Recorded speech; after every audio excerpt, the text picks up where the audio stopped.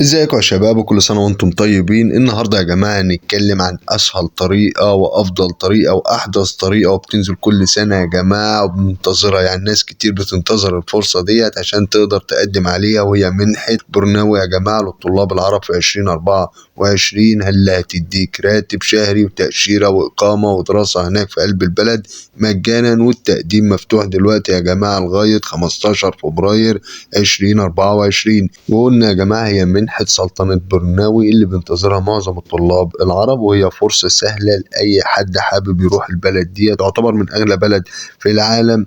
عشان كده حبيت إن أنا أتكلم النهاردة عن المنحة ديت وفي جميع التخصصات يا جماعة. نعرف الدولة ديت، ويمكن كتير مننا ما سمعش عنها، ونعرف المنحة السنوية بتاعتها وإيه هي الشروط والأوراق المطلوبة عشان نقدم عليها. بس الأول لو أنت أول مرة تشوفنا وعايز تعرف كل جديد معانا، يا ريت ما ننساش الاشتراك ونفعل الجرس عشان يوصلك معانا كل جديد. مساء الخير يا شباب وكل سنة وانتم طيبين. النهاردة يا جماعة نتعرف على أجمل مفاجأة في 2024 للعرب وخصوصا للطلاب، وهي منحة برناوي أو سلطنة برناوي.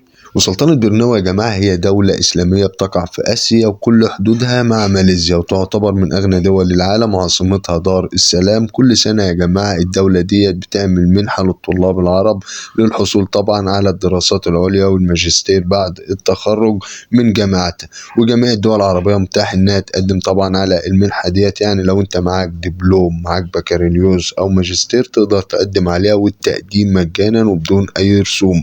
بس لازم أن يكون إن أنت مخلص الدبلوم بعد 3 سنين، والبكالوريوس يا جماعة 4 سنوات، والماجستير من 12 ل 24 شهر. المنحة ديت يا جماعة بتسمح لك بالحصول على تمويل كامل للإقامة والحصول على التأشيرة لبرناوي، بجانب إن أنت بتاخد راتب شهري. الراتب الشهري ده يا جماعة بيكون 500 دولار شهريا، دولار أمريكي، بجانب إن أنت بتاخد بدل وجبات 150 دولار أمريكي، وبرضه بدل حق الكتب. يعني أنت بتدفعش قرش ساغ واحد زي ما قلنا يا جماعة، بتاخد 600 دولار أمريكي، بجانب التأمين الطبي وتذاكر طيران ذهاب وعودة والدراسة عليهم. يعني أنت مش هتدفع أي قرش ساغ من جيبك لو تم قبولك في المنحة ديت. التقديم يا جماعة على المنحة ديت مجانا ومتاح في جميع التخصصات والجميع الدول العربية، وبرضه في التخصصات العلمية وفي التخصصات الأدبية. وأنا هسيب لكم طبعا رابط أهم التخصصات المطلوبة في صندوق الوصف، وحتى التخصصات الإسلامية تقدر تقدم برضه على المنحة. مش هطلب منك لما تيجي تقدم على المنحة دي شهادة ايلتس، وبرضه من حقك تقدم على المنحة ديت حتى لو كنت خريج أو كنت لسه في آخر سنة بتدرس. يعني مثلا أنت في جامعة وفي سنة رابعة وحبيت تقدم على المنحة دي دلوقتي، من حقك إن أنت تقدم عليها عادي. أنت خريج طبعا من حقك إن أنت تقدم برضه على المنحة دي. تعالوا نعرف إيه هي الأوراق اللي هتطلب منك عشان لما تيجي تقدم طبعا على المنحة ديت. أولا كده هيحتاجوا منك سيرة ذاتية، وإحنا عارفين لازم تكون السيرة الذاتية باللغة الإنجليزية يا جماعة. تاني حاجة هيحتاج منك شهادة التخرج وكشف الدرجات، بجانب طبعا خطاب نية. برضه هيحتاجوا منك صورة جواز السفر بتاعك. بعد كده 2 خطاب توصية. برضه هيحتاجوا منك بقى شهادة لغة لو موجودة، لو مش موجودة مش بالضروري يعني. بعد كده تعالوا نعرف ايه هي اهم الشروط عشان تتقبل ان شاء الله لمنحة برناوي 2024. اولا كده يا جماعة ان يكون عمر المتقدم ما بين 18 ل 25 سنة. يعني لو انت هتقدم طبعا على المنحة ديت على الشهادة بالبكالوريوس او بالدبلوم، يكون عمرك ما بين 18 ل 25 سنة. اما لو انت هتقدم بالماجستير فيكون عمرك من لحد يوم 31 يوليو 2024 ما يعديش 35 سنة. نقولها تاني يا جماعة، لو انت هتقدم على المنحة ديت ومعاك دبلوم ومعاك بكالوريوس يكون عمرك ما بين 18 ل 25 سنة.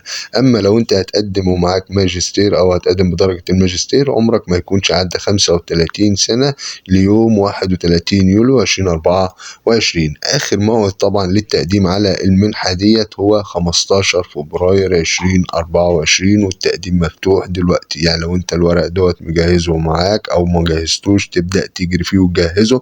وانا طبعا هسيب لكم يا جماعة رابط التقديم وكل روابط اللي هي متصلة بالمنحة ديت او مرتبطة بالمنحة ديت في قلب صندوق الوصف. عشان كده ما تضيعش الفرصة ديت، منحة برنامج ما بتنزلش غير مرة واحدة في السنة. عشان كده حبيت اقدمها لكم النهاردة في الفيديو. الناس اللي ما تعرفهاش يا جماعة، المنحة ديت هتوفر لك تأشيرة، هتوفر لك إقامة، هتوفر لك راتب، يعني هتوفر لك كل حاجة كل حاجة. حتى الوجبات هتاخد بدلها بدل، حتى الكتب اللي انت هتقول لا هدفع فلوسها منين هم هيدفعوها لك او هيدوا لك بدلها فلوس. الدراسة عندهم مجانية.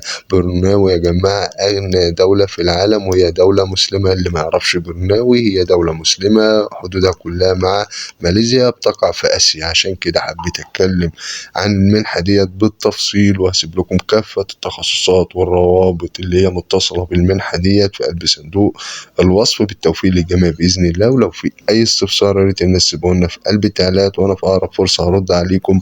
شكرا ليكم وبس كده.